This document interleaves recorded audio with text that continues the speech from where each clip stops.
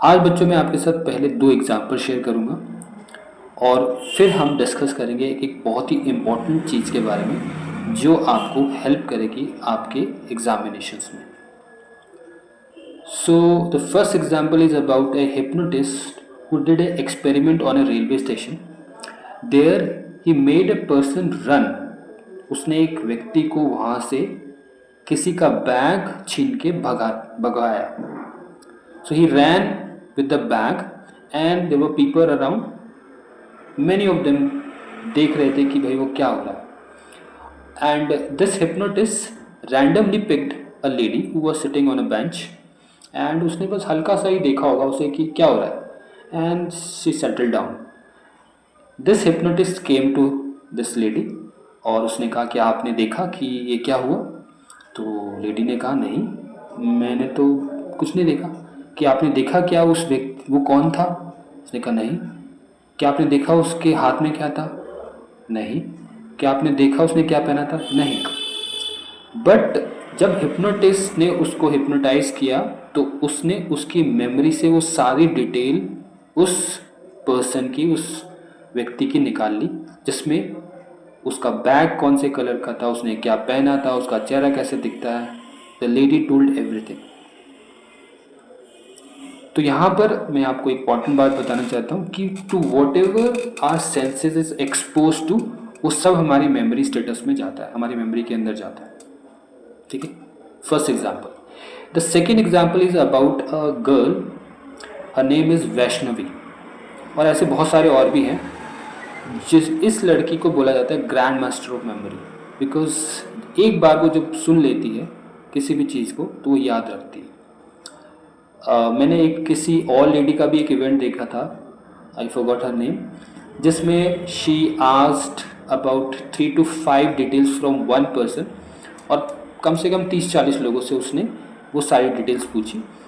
और उसके बाद उसने थोड़ा सा एक 3-4 मिनट का गैप लिया। अब उसने कहा now you can stand up, I will tell you about your details. तो उसने बिल्कुल करेक्टली जो जो बंदा उठा उन सब की एग्जैक्टली सेम डिटेल्स बताई। तो ये है मेमोरी, रिकॉलिंग एंड रिटेंशन के बारे में मैं बताना चाह रहा हूँ आपको। तो आप भी बच्चों जब पूरा साल पढ़ाई करते हो तो पूरे साल में हम देखते हैं कि हमें एट लास्ट अगर हम फिजिक्स के न्यूमेरिकल हटा दें, अगर आप 6 अबव स्टैंडर्ड में हो, और मैथ्स में जो कि स्टेप, वर्किंग, फॉर्मूलाज, काफ़ी उसमें चीज़ें होती हैं, मैथ्स को हटा दें तो बाकी सब, इवन मैथ्स में भी सब कुछ लर्निंग है, मेमोरी बेस्ड है, एवरीथिंग इज मेमोरी बेस्ड। तो क्या आप इस पूरे साल भर में क्या अपनी मेमोरी में कुछ काम कर रहे हो? कुछ काम कर रहे हो कि नहीं कर रहे हो? हर साल आप 5th से 6th में गए, 6th से 7th में गए, 7th से 8th में गए, तो क्या आपने ये जो पूरा एक टेनियर है उस मेमोरी को दिया? आपने देखा होगा कि आप कभी कभार जब आपने कोई पेपर उतना प्रिपेयर नहीं होता तो आप कितना घबरा जाते हैं।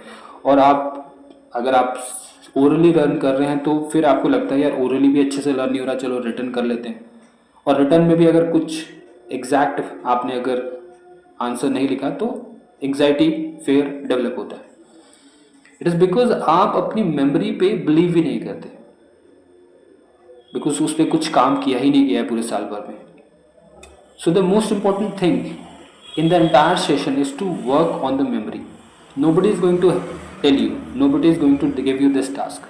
This is something that is you have to decide and you have to work on. आपको अपने आप अपने मेमोरी स्टेटस पे काम करना पड़ेगा।